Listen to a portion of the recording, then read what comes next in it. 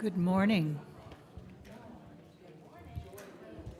Let's start off our service by singing More Love, More Power, bringing all that unity, joy, and happiness into a coalesced, palpable, solid thing. We'll give it a try.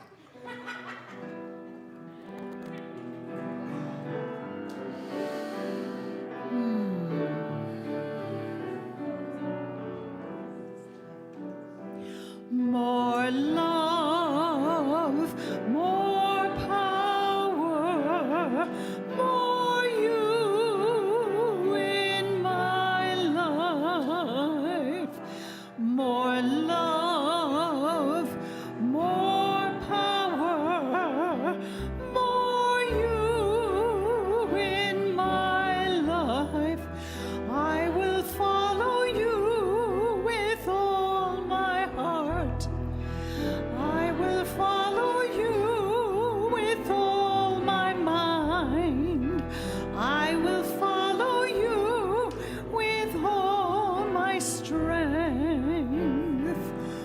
For you are my God.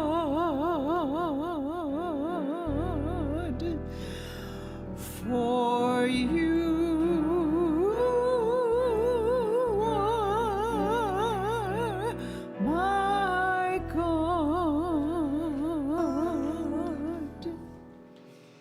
Continuing in this sacred space, let's bring our hearts together and breathe together. Let's take some big, deep breaths and slowly let it out. We're settling in to this holy house of worship, this beautiful new building. But the church is not the building. The church is us. So just, like hug yourselves with that knowledge and that goodness and how good we feel being together and singing and worshiping and remembering who we are. Can I get an amen on that? Amen. So let's say our opening statement together. It's in your bulletin for you newbies, and I do think I see a new face. There is only one presence and one power in the universe and in my life, God the good, omnipotent. And Linda's here to read the daily word. Hi. Yay. I'm so cute today. Look at you. Well, thank you.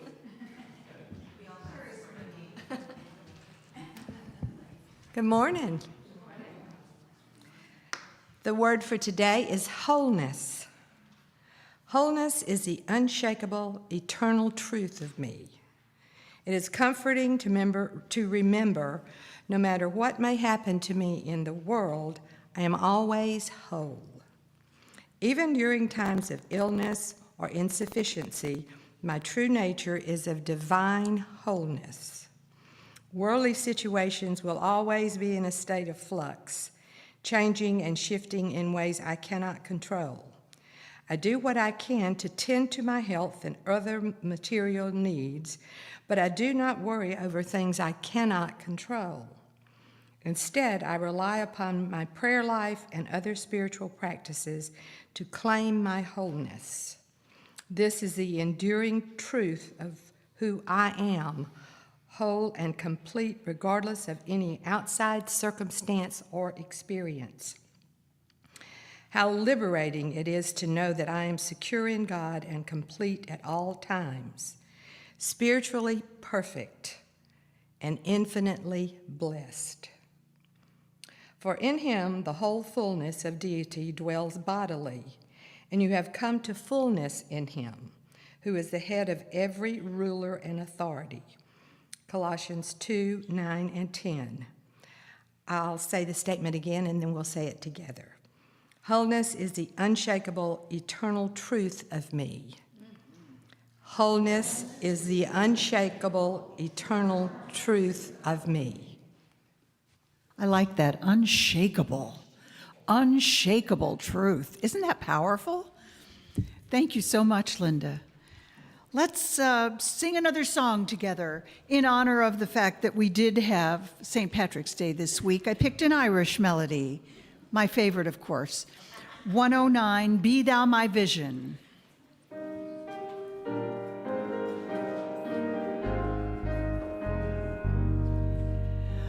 Be thou my vision, O Lord of my heart.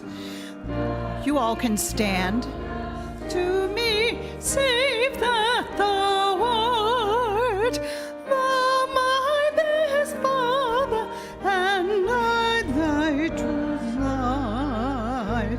Waking or sleeping, thy presence my light.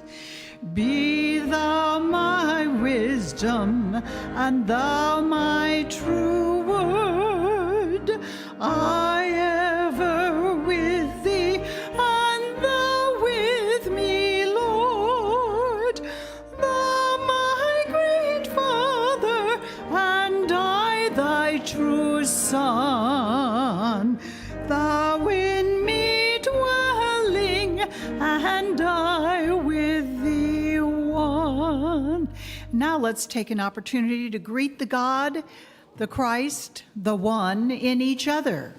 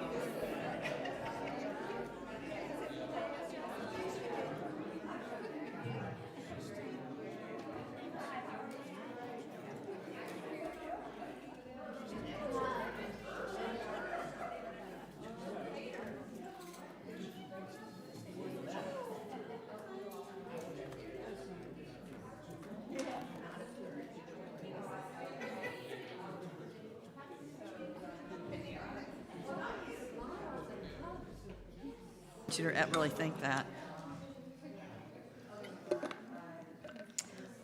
All right, it's the time in our service to honor and bless the young'uns. Although I'm one of them.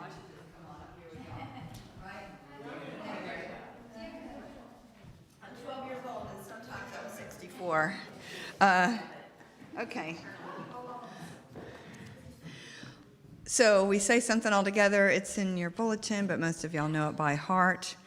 We, help me out, love, special and important to us. And we're going to walk them in the light. We are walking in the light, in the light, in the light. We are walking in the light of God.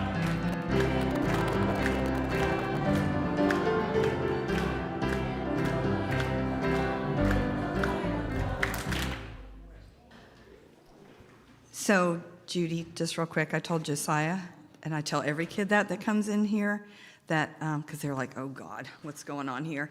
I told him to see if he likes it over there, and if he doesn't, just come back. yeah, and he seemed okay with that. All right, so we'll do some announcements, and then we get to hear Judy Light again. Yay! So if you have your phone on or some kind of ringy-dingy thing, could you silence it for the service? Thank you. And I have CRS, like I told these folks. I thought that they were new people, but they're old people. And so everyone here, he related with me. He said, yes, I've been here before, and yes, I also have CRS. Anyway, so we don't need any new visitor packets, Maxine. That's what we're getting at. Choir rehearsal tomorrow night at 7, right here in the sanctuary. And bulletin and the flash. If no one's getting the flash, our weekly email, please sign up for it, and you get to hear about upcoming classes and all the cool stuff that's happening at Unity at Tallahassee. And the Board of Trustees are meeting after church today. And next week is our annual meeting, and we want this place to be packed, MAGAC, and it's also a potluck. And we're getting so much better at them these days. I have to tell you, one time I got up here with a whisk and a spoon, and I was like, I will use these on you. We just need to up our game a little bit, because everybody was bringing desserts, and we need some food. So anyway, we're really good at potlucks. Yay, and we love them so much. And on the back table, you'll see the March and April daily words, along with other Unity booklets and prayer request forms. And you know, I always encourage you to do that, because everybody needs prayer, including yourselves. And new member enrollment forms and old member renewal forms and new name tags. Oh, way to go, Kathy. The lending library in the hallway.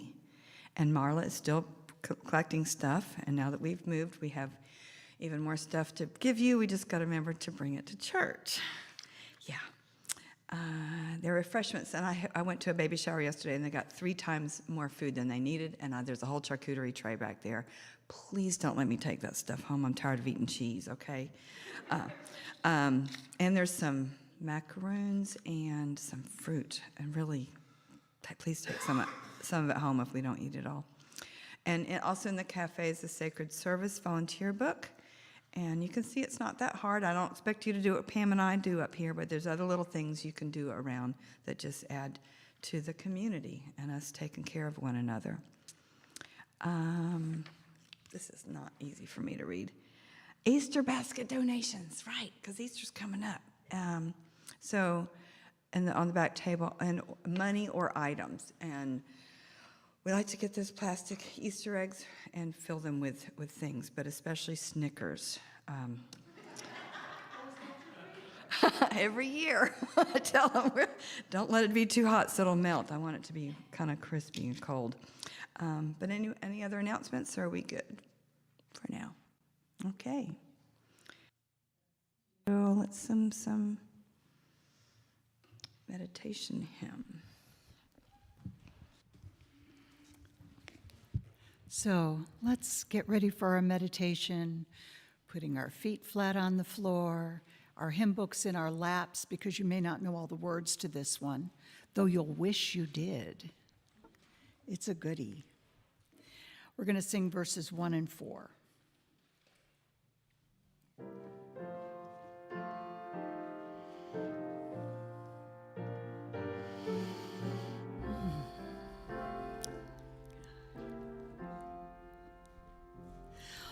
Oh, fill me with thy presence, Lord. Your love may shine through me to quicken that same presence, Lord, in all whose eyes would see. Oh, fill me with thy presence, Lord, but need I longer wait? Thy presence hath been given me to live and radiate.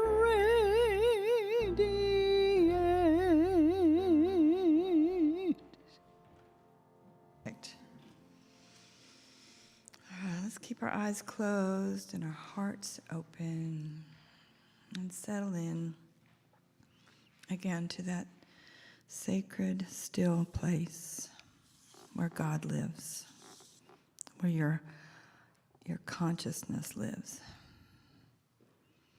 where that thing is that watches all of life going on.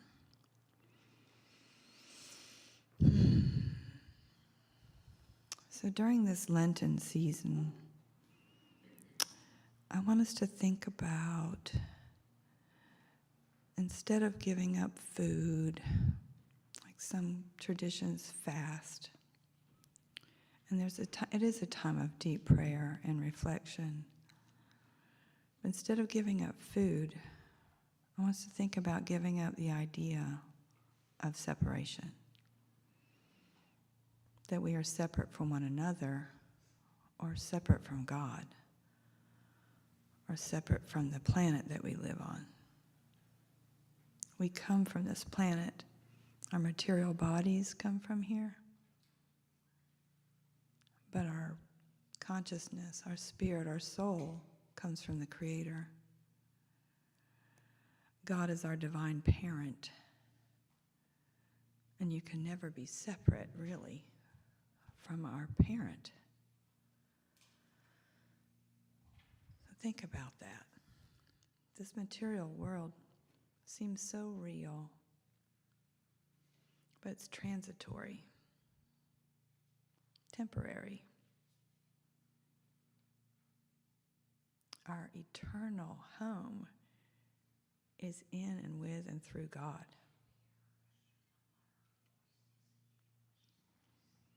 So let's connect into that truth. And even say to yourself, I am God. God is me. I am that I am.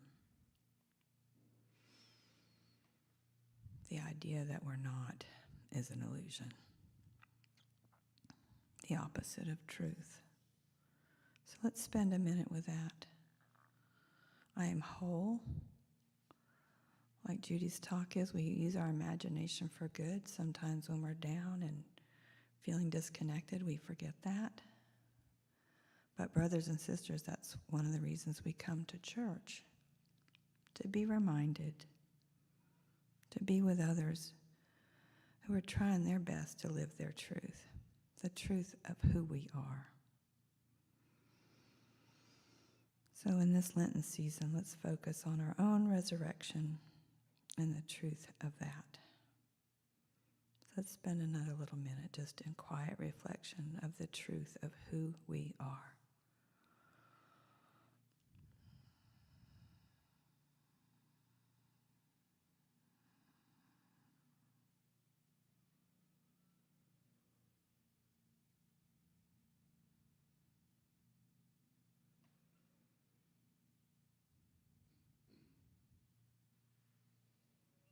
The truth is we are one with Christ, one with God, and one with the planet, and one with each other. Forever. And so it is.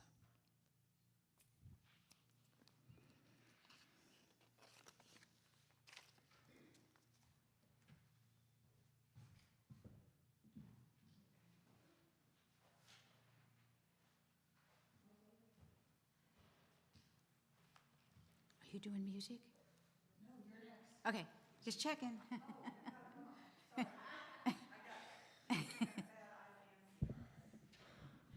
All is well, all is good. How's that? I was trying to move the whole thing down. Oh, thank you.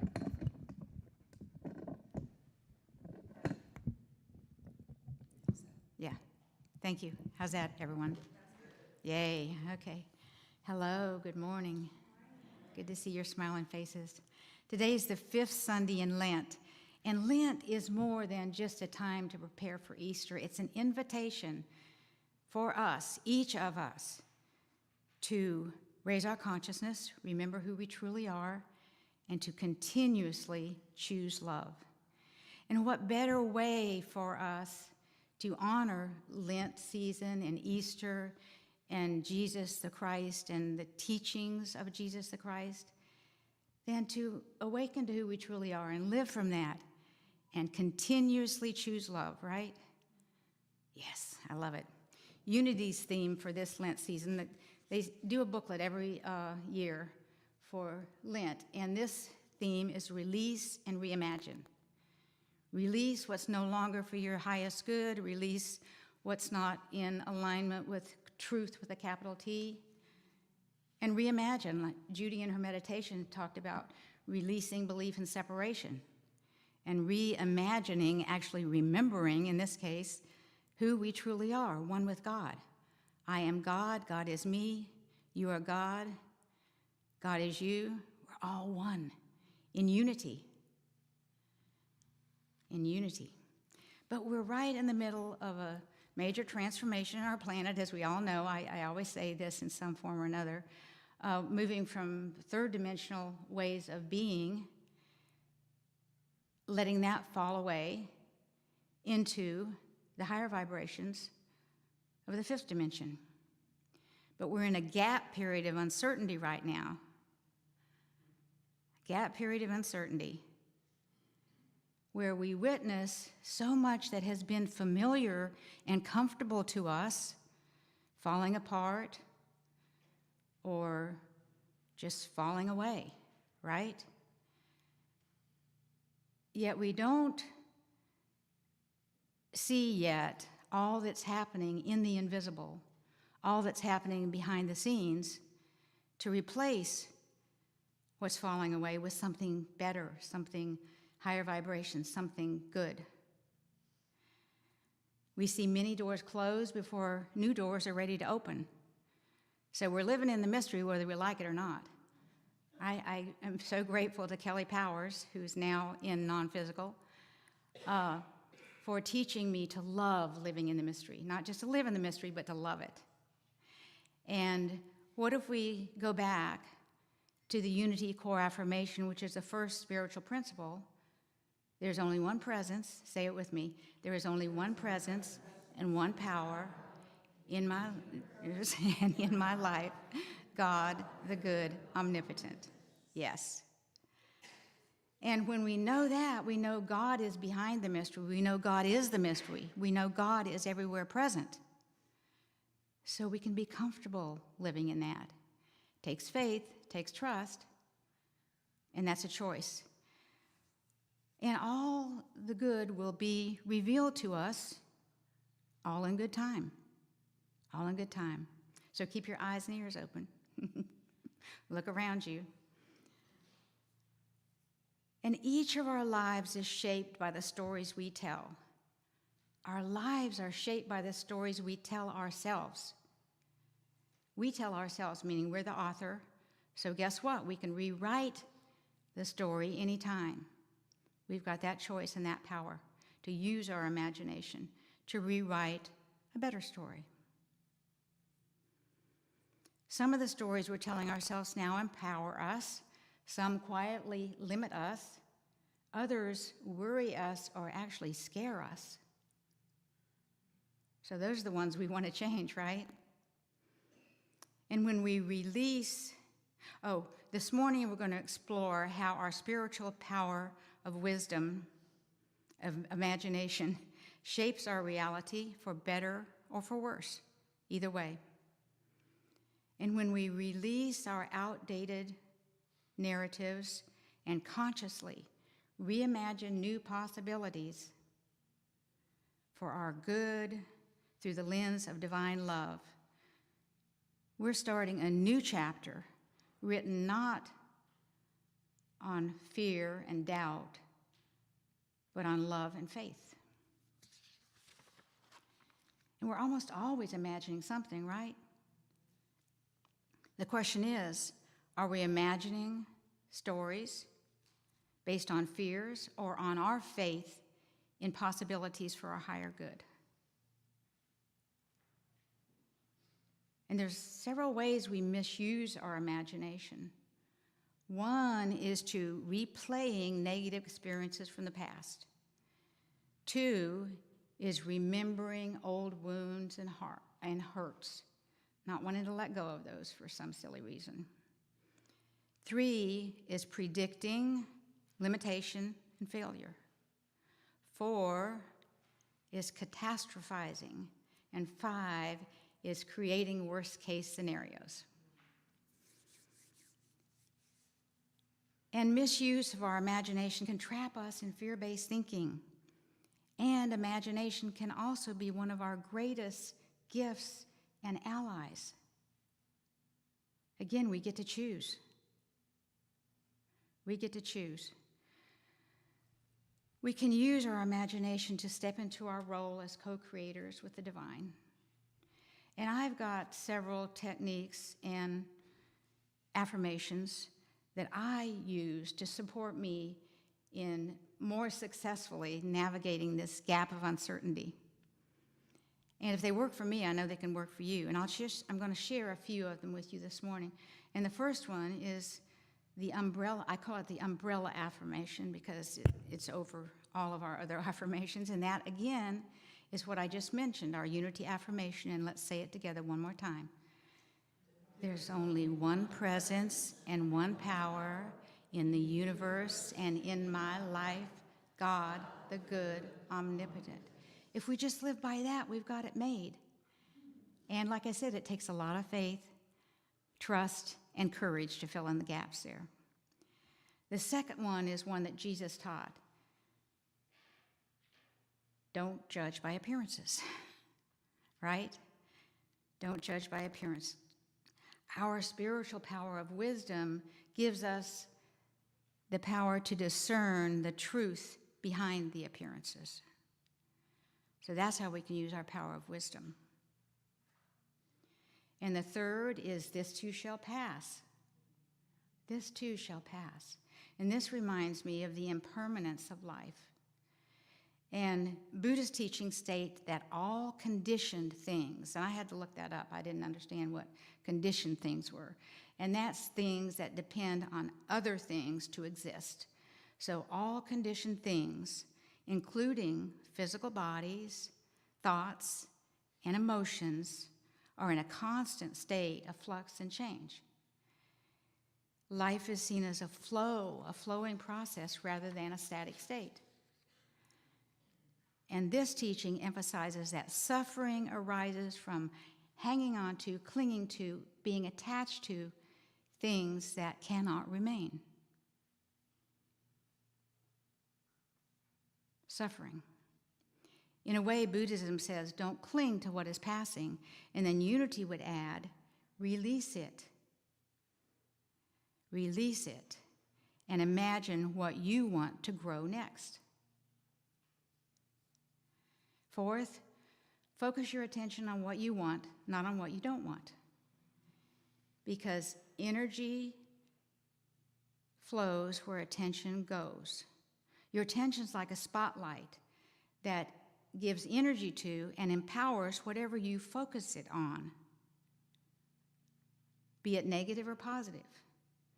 And I want to remind you how I use negative and positive in my talks. Negative meaning what you don't want. Positive meaning what you do want. And that can change for you over time, and it can be different among people. It's what you want or what you don't want.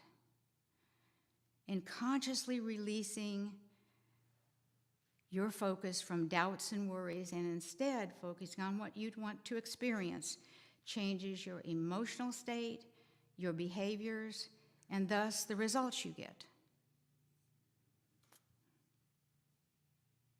And I want to share an example of something that happened for me quite a few years ago, but it was such a big thing. I wanted to share it. And it's related to focusing your attention on what you want. I had recently left my job at the Department of Education, 7 years short of being able to draw my full retirement. My spirit made me do it. I later reframed that to I graduated from my job. And it was taking me a while to come close to the income I was making from the state, but I was so grateful to my spirit for kicking me out, give me a little kick in the seat of the pants to graduate myself from that job. And then one day a close friend told me she was going to a retreat in Hawaii, led by a spiritual teacher that we both loved. And I was happy for her, and yay, I'm glad you're going. And yet, I didn't see that I had the money to go, and so I didn't put any more attention onto it, even though I wanted to go. I just blocked my attention from it. I didn't want to be disappointed, you know? Silly humans.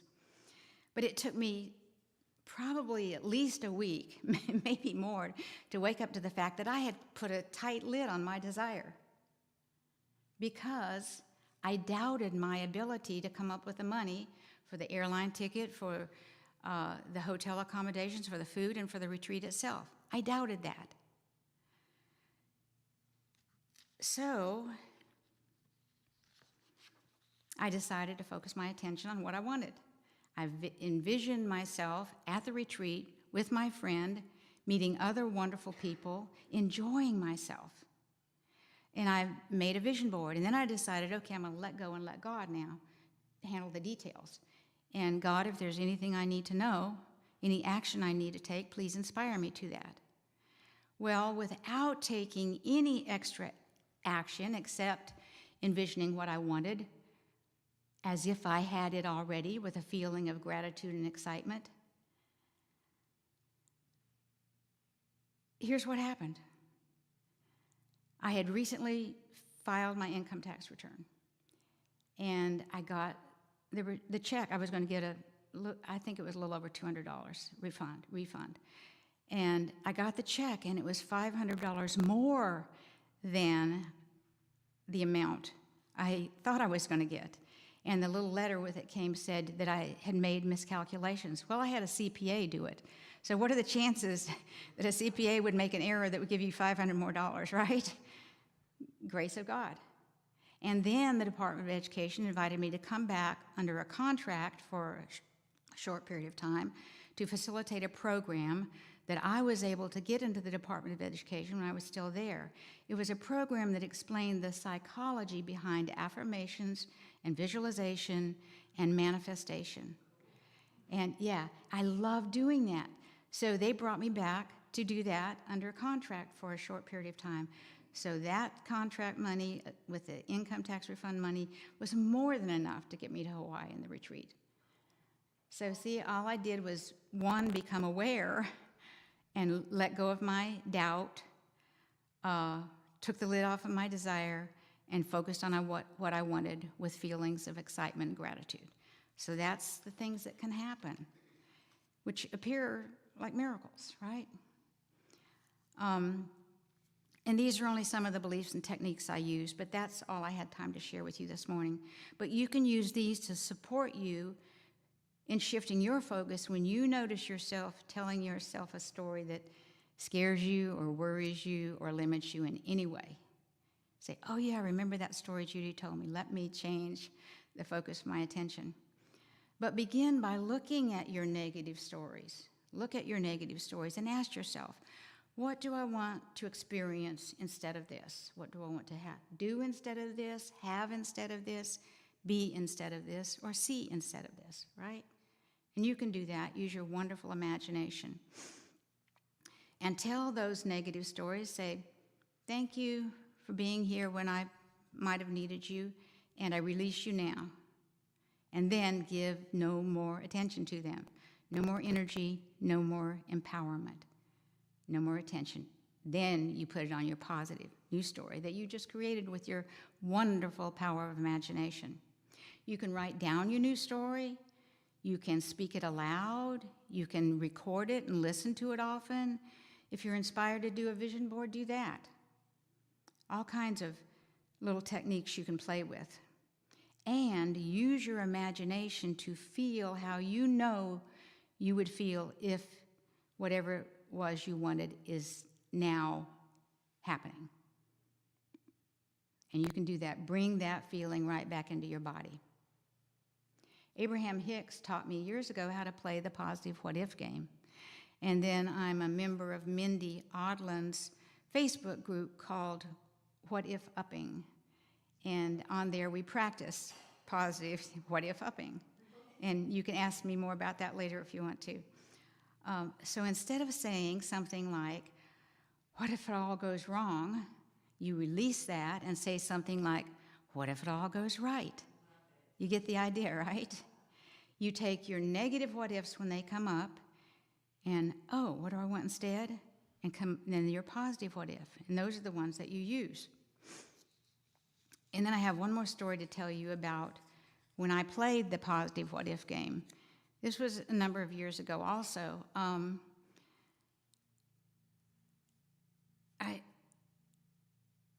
It was a time, the reason I decided to play the game, it was a time when I was putting way too much attention on lacking the money I believed I wanted and needed.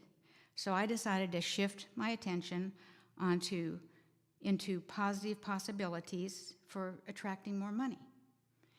And they don't have to make sense. They don't even have to sound plausible, because in this game, you let your imagination run wild and you have fun with it. You have as much fun with it as you can. So here's some of the positive what ifs I came up with in playing that game. What if a relative I didn't even know dies and leaves me a great sum of money? I put in there that I didn't even know I had, because I didn't want to feel sad if one of my relatives died that I loved. And I didn't want to think I had been a cause of it, so I put that I didn't even know.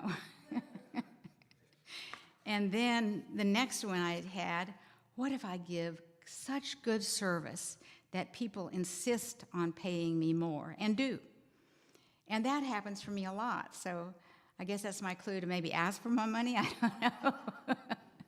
But that happens a lot, and I always am so grateful. What if a plane with criminals in it flew over me when I was taking a hike out in the woods and threw out a big suitcase full of money, and it landed right in front of me in the path? Because they didn't want to get caught with it when they landed. And so I, instead of setting that in my backyard, which I did at one time, I said, oh no, because then they might be able to find me when they're coming back to look for the money, because so I'll be out in the woods with trees sheltering me, and they don't even know that I have it, you know. So and then, what if I win big in the lottery? That's a pretty common positive what if, isn't it? I guess the most I've ever won was $5,000, but that was pretty big to me. Yeah. And unlike my friend Candy Parker, who used to be the bookstore manager here years ago, who won $1 million on a scratch-off ticket. Yeah. And then, what if I go for a walk in the woods and I stumble over something and look down and dig it up, and it's a chest full of valuable old coins? What if? So I'll stop there, and can you see how I was wanting to have fun with coming up with some outlandish or outrageous possibilities?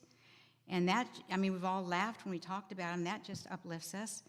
Well, guess what I read in the newspaper not too far after that? And here's a summary of the story. In 2013, a couple living in Northern California were walking their dog on their rural property on a path that they'd been on many times before. When they stumbled over the edge of a rusty metal can, and when they got a stick to dig it up, they found it contained gold coins. It was full of gold coins. They went back to get a shovel and dug further, eventually finding 8 cans containing 1,427 gold coins dating from 1847 to 1894. The coins had a face value of about $27,980, but collectors valued them at around $10 million. Experts still don't know who buried the coins. Theories range from a cautious gold rush era saver to a hidden loot from robberies. And you can Google that and find that story. So that told me that my last what if was not that outlandish after all, right? I just had to laugh when I saw it. I've saved it somewhere. I need to find that. But now I want to tell you that this hasn't happened to me yet. So what does that tell you when I add yet? Yeah, I'm still open to it, aren't I? I still believe it's a possibility. I'll come back and speak again when I trip over something in the woods. But I took that as Spirit's message to me to keep letting my wonderful imagination run wild, because anything is possible. Yeah. And our imagination is given to us by God. It is God. And so with God, all things are possible.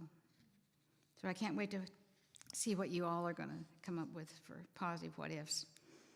And when I imagine my new positive stories, I like to add on the end, thank you, God, for this or something even better than I can now imagine. Because then I take all the limits off and open up to the grace of God. Now I want to talk about resistance. Resistance is a wonderful thing to release. Wonderful thing to release. I would say not work on it. I would say focus on that first, to release resistance, because resistance comes from fear. It's our mind trying to control life instead of trusting the flow of life.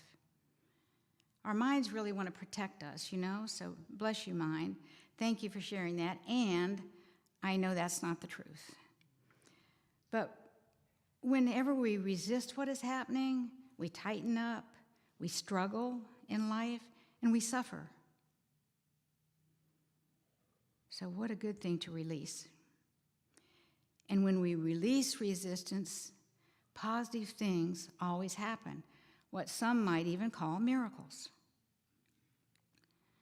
We relax, we open up, we begin to see possibilities that we couldn't see before. Not that we didn't see, but that we couldn't see before in the frame of mind we're in. And that is when imagination, again, becomes our ally and our friend. It's not just about dreaming.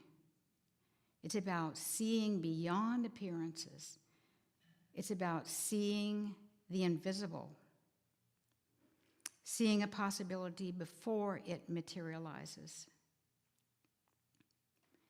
Every invention, every breakthrough, every healing, every movement for good began with someone imagining something that did not yet exist in their experience, or may not have existed in anyone's experience. Or by asking God for something even better than you can now imagine. Again, the grace of God.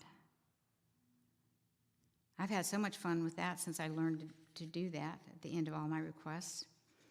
So the question is not whether or not you are imagining, because you're always imagining.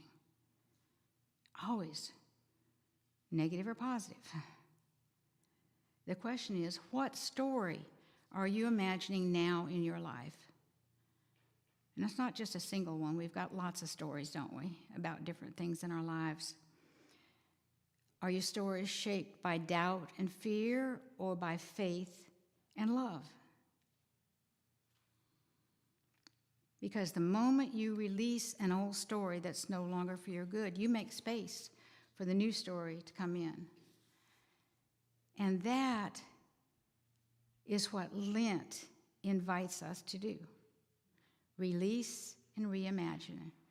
Release the old, release what no longer works, what's no longer for your good, and reimagine what you want to experience instead.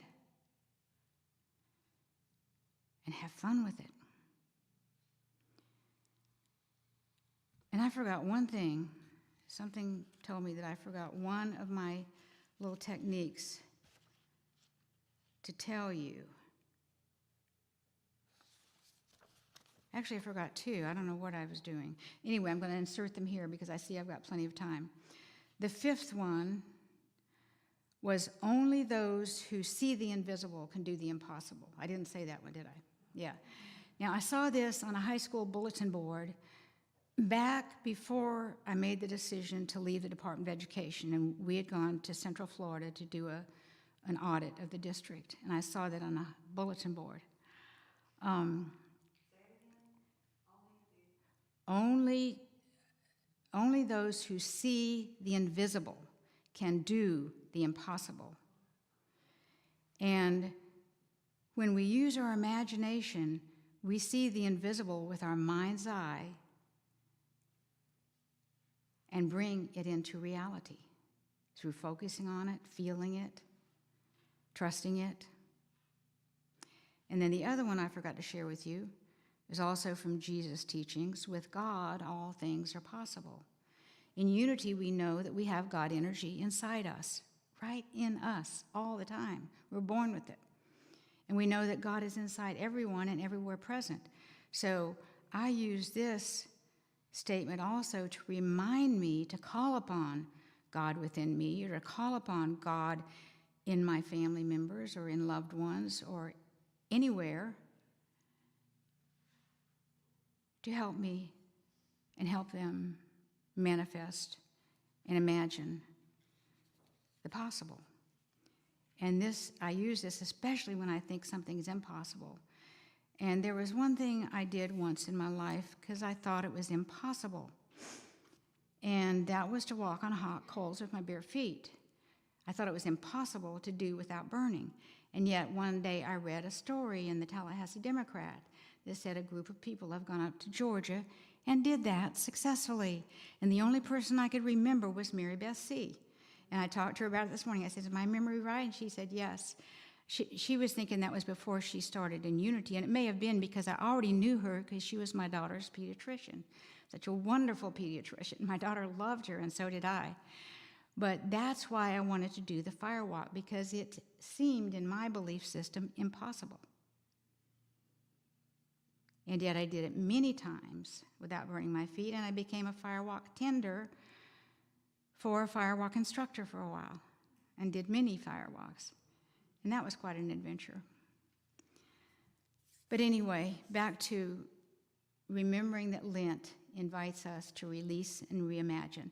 So this week and beyond, I ask you to release any stories and beliefs that scare you or limit you or worry you, and imagine the life that love is waiting to live through you. The life that love is waiting to live through you. And the next time your mind starts imagining all the things that could go wrong, what if I forget this? What if I don't know how? What if? Just pause and give yourself a little smile and ask instead, what if it all goes right? And so it is.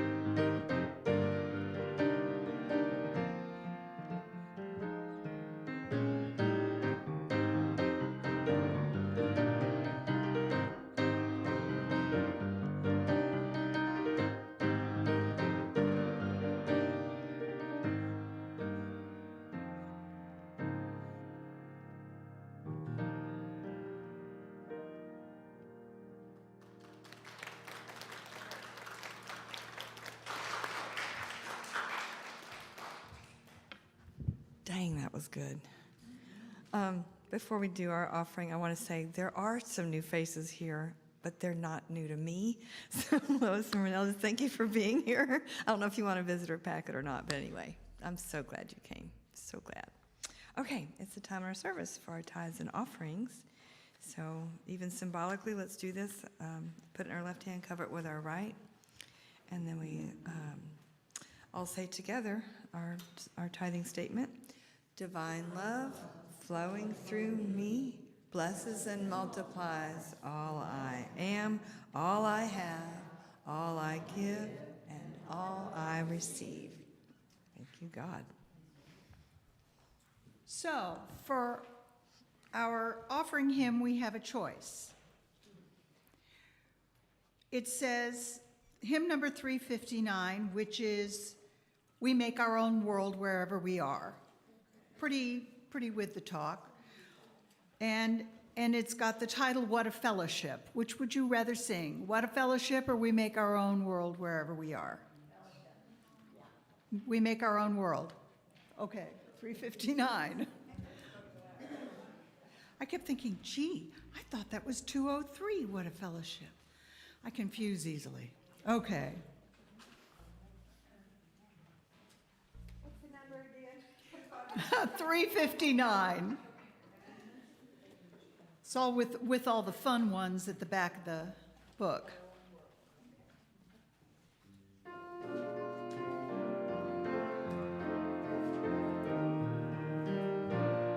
One, two, three.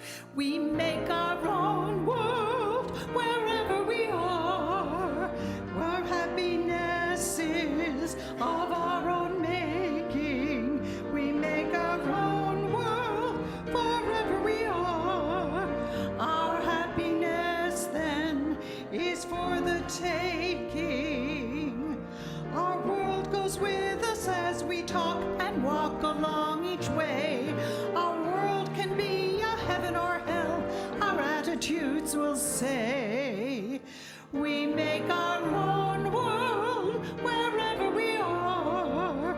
Let's make it happy, let's live in beauty. We make our own world wherever we are. Keep thinking happy, we'll make a new world.